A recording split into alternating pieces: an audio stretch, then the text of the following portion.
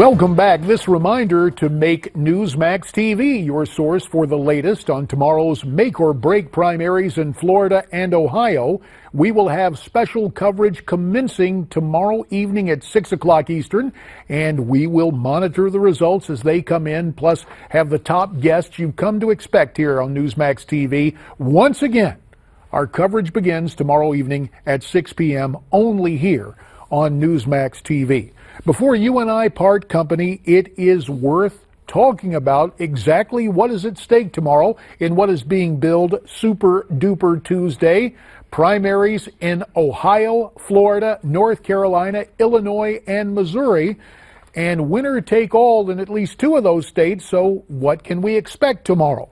Here to give us his assessment, a guy who knows Illinois pretty well and Chicago in particular, former Congressman Michael Patrick Flanagan, now the president of Flanagan Consulting from Newsmax, Washington. So, what about it, MPF? What will happen in the land of Lincoln tomorrow? Trump will do very well. I think Trump will carry the Republican primary. Hillary will carry the Democratic primary. And I think the early voting that's been going on in Illinois over the last 10 days, 2 weeks, has been remarkable. The Republican voting turnout in Republican areas is up threefold, and the number of registrations for Republicans in the city of Chicago is up about 50%, and the powers that be don't care for that at all. I would imagine not. Speaking of your home state of Illinois, there are some polls, both from that state and also from Ohio and Florida, showing a surge for Ted Cruz. Do you expect Ted to be number 2 in most of these primary states tomorrow? I think people have finally figured out that immigration is the number one issue, and it's going to be Cruz-Trump to the end. I think that Kasich yesterday, in an effort to claim the administration or the establishment vote by coming full force out for amnesty, didn't do him any good other than to marginalize Rubio's tiny numbers to himself. It's not going to get him the share that he's looking for from the larger electorate. And I characterized this last week, the Kasich campaign, whether intentionally or not, with the people running the campaign and the themes being sounded, really, in essence, has become McCain 2016. But this time around, it doesn't look like voters beyond the establishment are really enraptured with that kind of thought.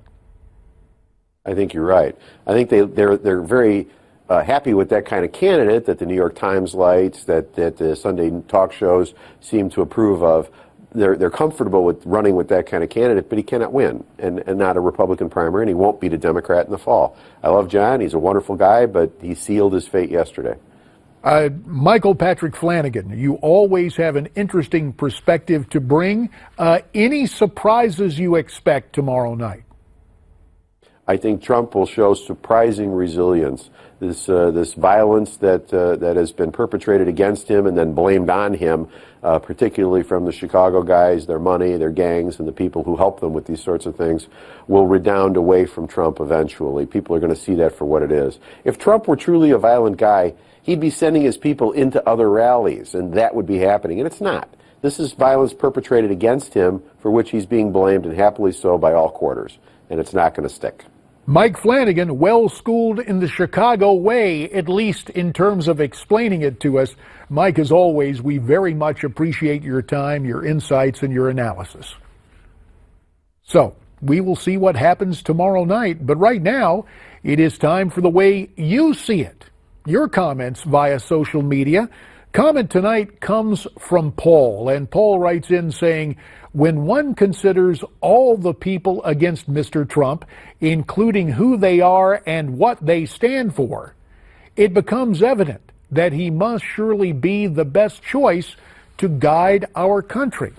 At least an element of what Michael Patrick Flanagan referred to, that all these actions taken against Trump and placing the blame on him may redound to his benefit. But what do you think? We'd love to have your comments. Send them to me at newsmaxtv.com/comments. That'll do it for tonight. Stay brave, stay free, stay tuned.